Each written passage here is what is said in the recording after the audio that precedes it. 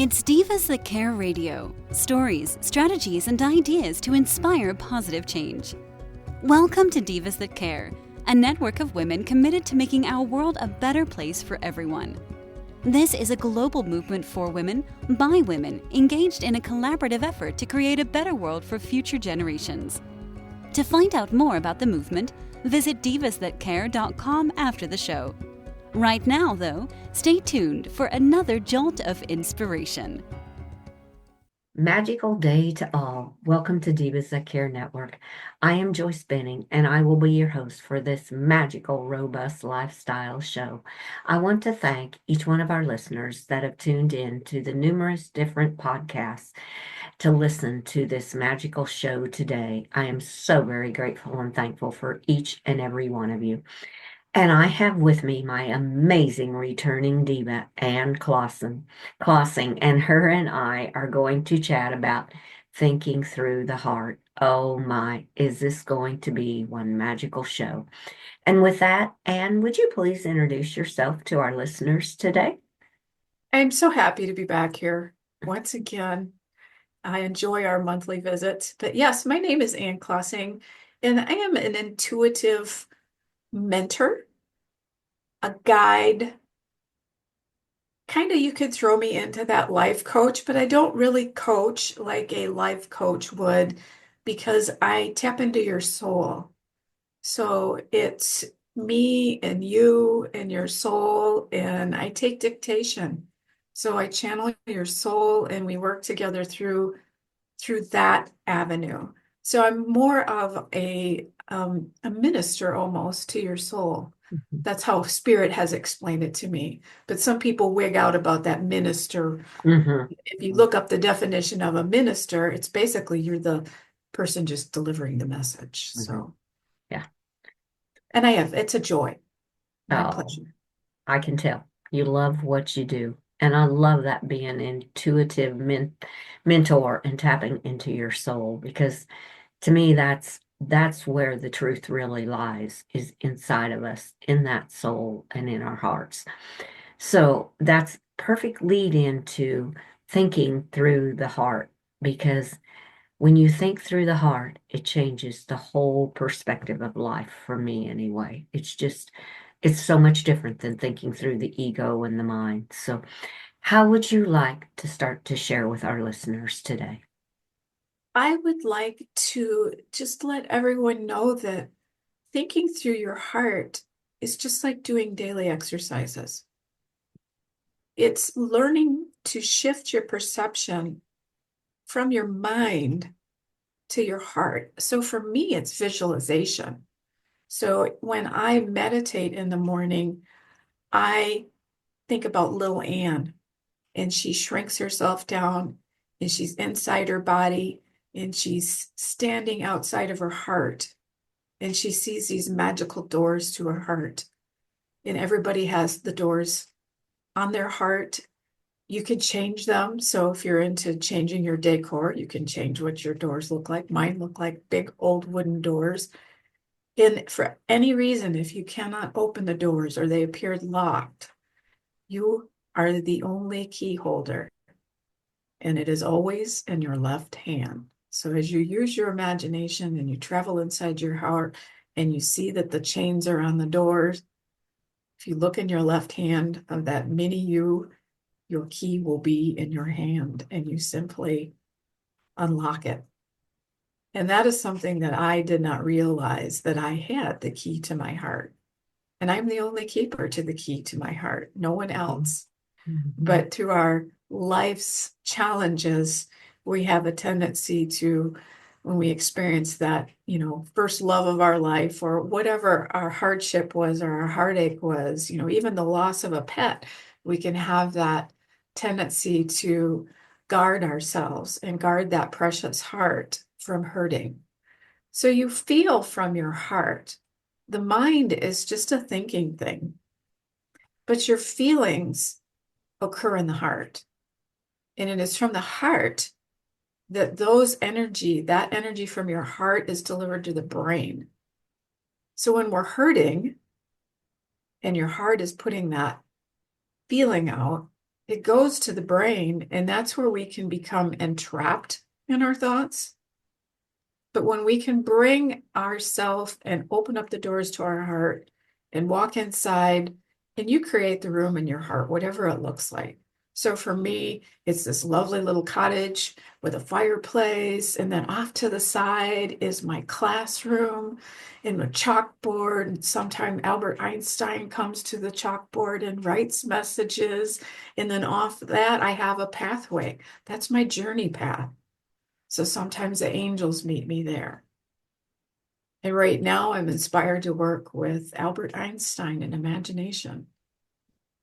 And he was about imagination. Imagination is the key to your becoming. And that's what I'm working on. So it's all self-work. And when we can move to that heart space, you can sit in that sacred space. You ask anything. You can ask your guardian angel anything. And it is a precious space. So you can play victim in the heart. You can play victim and ask all those why me, poor me type questions, but be prepared for some interesting answers. You may not get them right away, but what I found is when I went to my heart space is when my true healing began. When you can go to your heart space and keep a journal next to you, a little notebook where you can write those questions down and then put the pen down and sit with your hands on your heart. And what images come to mind? Some of you are auditory, where you actually hear spirit. What is coming through? For me, it's thought. What are the thoughts coming into my mind? And are they questions? And many times spirit will ask you questions. You will ask a question and they will answer with a question because they want you to get curious, dive deeper. And what is the emotion behind the strife that you may be experiencing? This is not just a place, to heal all our wounds, but it is also a space of creativity. And that, I believe, has been forgotten by many. And I'm speaking for myself. So becoming curious in the heart space. What is my purpose? Who am I? And spirit loves when you ask, who am I? Because you can be or do or have anything in this lifetime. Who am I? The answer is what you are becoming, but it's the hints and the clues that you're given in that place of discernment.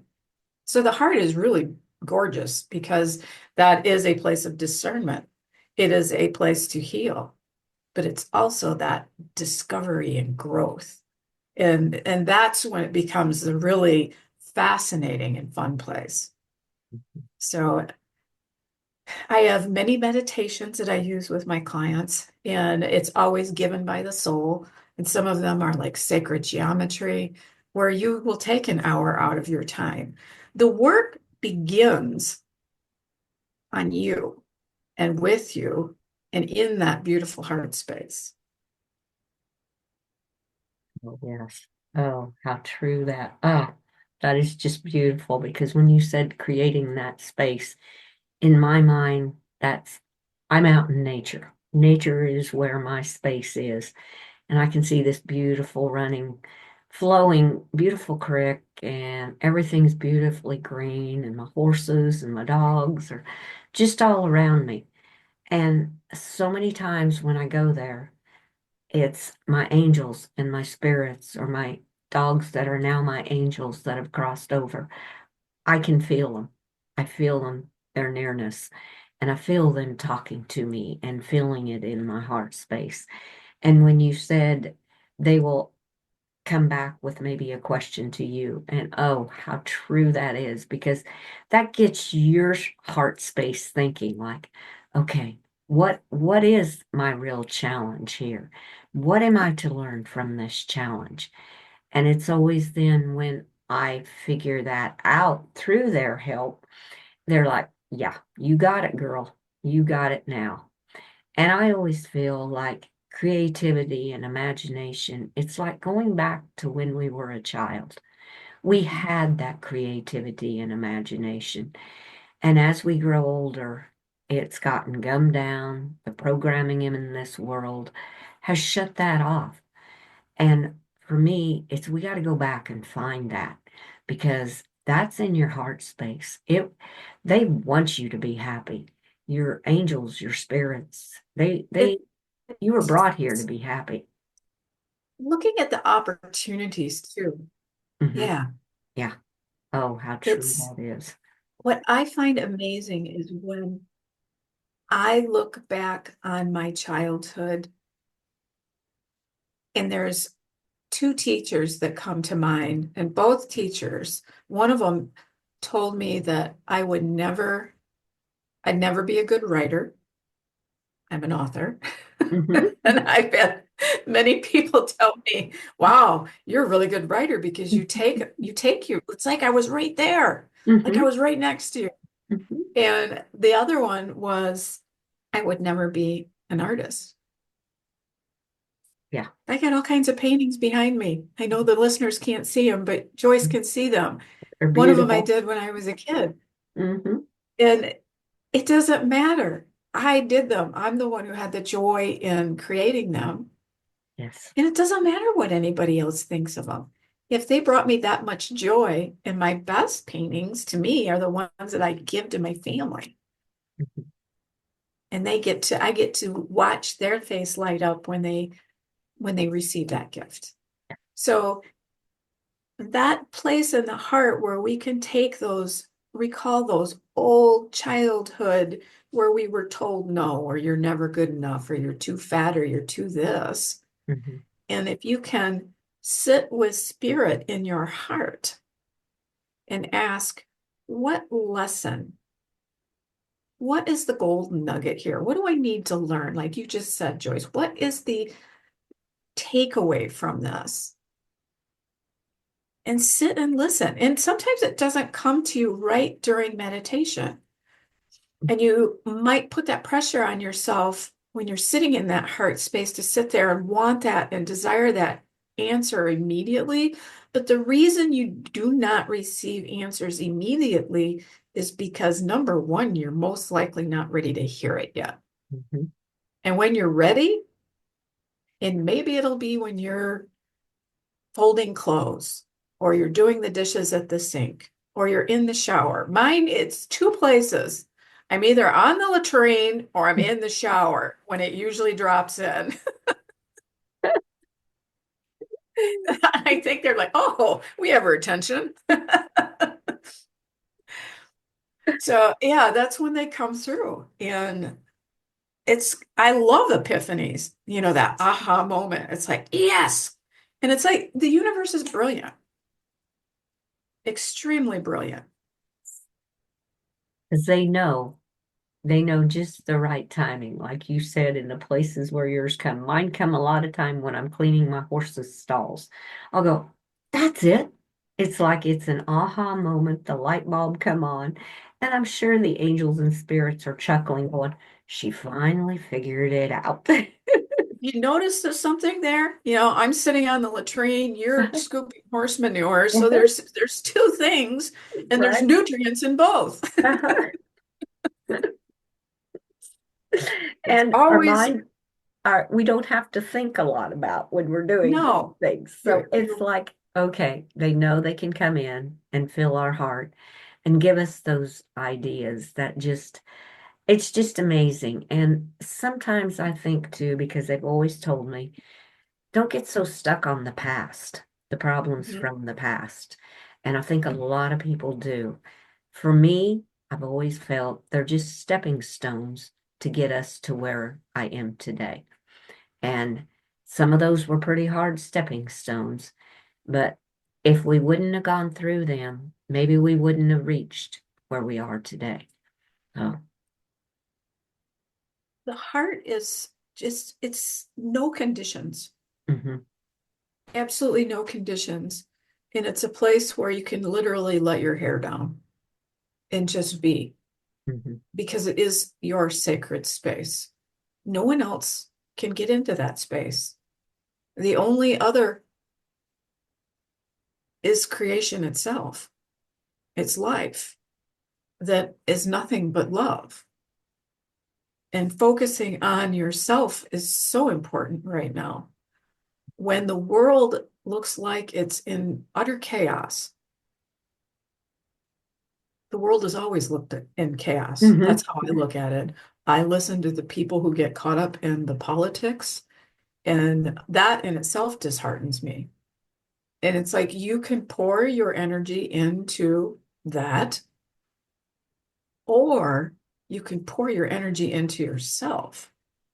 Mhm. And when you truly are following your path, and maybe politics is your path, but can you do it with joy? Can you do it through the eyes of love versus the resistance and the hatred that is behind it? For many, I'm not saying everybody, for many. And when you hate something, you become the energy of that. So the very thing that you hate, your energy is in that. That is what you contribute to. You get more of that. It's coming and sitting back and looking back and asking yourself, where do I want to place my energy? The angels, and these have been weekly channelings that I have been receiving, the importance of the self and the importance of thinking through the heart and following your passion and your purpose is so far greater than throwing your energy into the chaos, because you become the chaos. Mhm. You are far greater. You are more powerful than the chaos. And when you follow your passion and your purpose, and I'll just say, I'm going to use my daughter as an example. She is working on a ranch, but she's also raising her children. So she's a rock star, stay-at-home mom raising her children. Mhm. Her light illuminates, illuminates everyone she comes in contact with, every person that she meets on the ranch, because of her positivity, because she's happy. They love those boys. The boys are happy. Mhm. They're only 2 and 7 months now, 2.5. Actually, he'll be 3. Jace will be 3. But that vibrant energy that she spreads out is, when you're in your heart space, it just illuminates, and people want that. Far more important than getting in the chaos of what appears to be falling and crumbling. Mhm. Yeah. Oh, that is so true because to me, that vibrant energy just radiates. Like you said, people love to be around her because they see that energy that she is giving off to the rest of the world. And yeah, some people in her situation go, oh my word, how am I going to do all this? I got this to do and that to do and the kids to raise. And yeah, they wouldn't see it in the light that she is taking to see it. And that's because she's living from her heart, would be how I interpret it, because she's, it's her passion. It's just Mm-hmm. like people say, well, how can you go out when it's so bitterly cold to take care of the animals? I said, the animals are my passion. I love to be with them. So it doesn't matter what it's doing out there. They're where my passion is. And I love being out there. Yeah, it's not always fun when it's that cold, but that's just part of it. You Mm-hmm. take you take the good with the bad in some ways, and you make the best of it because you know how much they appreciate you coming out there to feed them and take care of them. And it's just like with your daughter, how much people appreciate that radiant energy that she is just radiating around the world in the vibrance that she's giving out. So Mm-hmm. yeah, that's beautiful. I love that. Yeah. When she comes back, and, I worked when I raised her. Yeah. So it was always, we were always on a time frame. Mhm. And I cooked with her, as she got older, but she's involved Jace as a toddler from the get-go. That's his thing in the morning. He pulls up his chair next to mom. They make the breakfast. He gets to, Mhm. he's getting to the point where he has a small kind of knife that she watches him with, and Mhm. he cuts up his stuff, and yeah, Yeah. and it's just part. And then when she's here, she's like, Mom, you got to let him do that. I'm like, really? And he gets very upset if he gets cut out of that process. He's quite the independent little man. Oh, but that is raising him to show what he can do and help with. It makes him feel important as a little one because that's his job. And that's very important to him. It is very important to him. And when he doesn't feel included, he lashes out big time. Yeah. So Yeah. I've had conversations with her on, you're going to have to take a different approach with him. And I said, kudos. I said, Melon, you're doing a great job with him. But he has very much learned that I'm part of the process here. I have a Mhm. mind too. I have a Mhm. voice. I think it's great. Yeah, I do too. I do too. I think it's just beautiful because there's so many parents that both work and there's not time to include them like that. Like you said, you're on a time schedule. Got to get this done, got to get this done, this has got to get done. And there's no time to take the time like what she is doing. And that is just beautiful. And sometimes I think the kids feel a little left out because they're not Mhm. involved in what they could be helping with. So it's taking those few moments, even if you are on a time schedule, go from the heart and see where they're coming from and go, okay, now if I was them, yeah, I'd want to be helping too. So just take those few extra minutes. It may only take 5 extra minutes to Yeah. just include them in something small. But yeah, when you're living from the heart rather than our mind that's telling us we got this and that and this to do, it kind of changes the whole perspective on everything. Yeah, and the idea of thinking from the heart is not to dismiss your feelings, but to Mhm. recognize them. And if you're angry, process it, Yeah, right.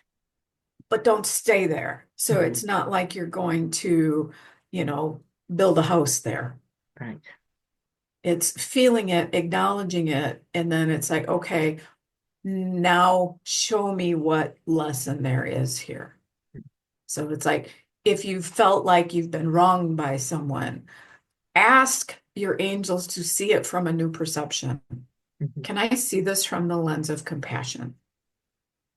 I always say that God goggles. I need to borrow the God goggles today. I would like the goggles of compassion.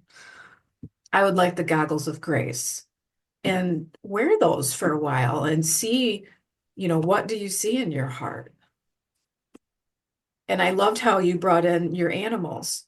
So here's Joyce. I can see her. She opens the doors of her heart, and there's these luscious green meadows and horses and water flowing. I mean, you just took me to your heart space. It was gorgeous. And for me, it's that comfy cottage with my wingback chairs. And then my Alice, she passed in 2023, and she's there with me. She always sat at my feet, and she'd lean into me, and I'd always pet her on the from her nose all the way to the top back through her ears, and she loved her ears. So in my meditation, that's what I do, is I feel her, I remember what she felt like, and she's there. Mhm. Oh yeah, they're there. They're right there. I can feel them. Sometimes I even get glimpses of them because something will move and I'll go, "What was that?" And I go, "Oh, it's just me." So Yeah, and yeah. then on like our walks, it's been a while since I've been on a walk because the weather's been kind of weird here in Wisconsin, but Mhm. and it's been muddy too. But last fall I took a walk with my two, and I was on a stretch, and it was like, she's here. Mhm. I could Oh just sense yes. her. Hmm. And Me it's like, too. well, you never stuck with me before, but you are now. She used to go run off. Oh, that's good. But yeah, And when you're in your mind, you can't feel those feelings. You No, need to get to your heart space in order to connect and feel them because they're there, but our mind has taken over with everything else that's going on in the chaotic world. that is such an excellent point. When you numb out from your feelings, Mhm. then you know you're living in your head and not your heart. Yes, that's Been there, so done true. that. Yeah, yeah. We It's all have. There's no our way minds around are brilliant it. and Hmm. it's just phenomenal, but it's marrying the two.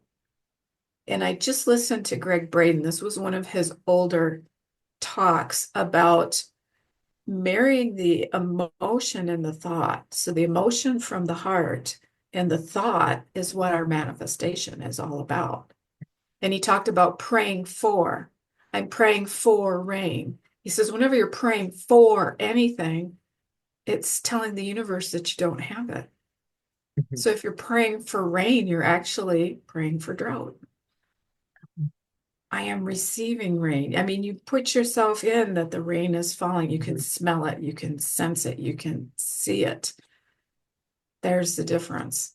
So that's where I'm practicing marrying, my manifestation is bringing that sense and removing the lack and bringing the senses that I already have it. And that has been a challenge. That has really been a challenge for me. And I've done it in other areas of my life. Right? But And it's like, why am I so hung up on this one? it's a bigger stepping stone for you. It is, it really is. And it's staying in that headspace and Yeah, not from yeah. my heart. So Not that's coming where from my practice is coming. right. So just because I can channel doesn't mean that I've got the world by the hinder. I don't. You have your challenges just like the rest I of us do. I do. do. Yes, yes, you do, dear. Well, Anne, I knew this show would go so quickly because there's so much to share about thinking through your heart. And I feel we've just barely touched on it as we're coming to a close of this show. So I would love to have you back and we can talk more about this. We can talk more about whatever comes to you that the angels would like to share with our listeners next month. So I would love to have you back and I would love to have you share the best ways to connect with you, Anne. I would love to come back. And I have a challenge for your listeners is to get in contact with Joyce to let her know what you would like us to talk about. Awesome. I love that. And we will tackle it. So a good way to get a hold of me is through my email, or you can get on my website and get on my email list, which is fun. I do a weekly newsletter, and sometimes I do channelings through there. But I usually it's a value program. My emails are not just to say, hey, how you doing, blah, blah, blah, blah, blah, hey, how are you doing? But also to give you some value. So either experiences that I had and things that I did to heal and move on. I usually have something and I usually ask spirit what they want me to talk about. And then also upcoming programs and things that are going on in my world.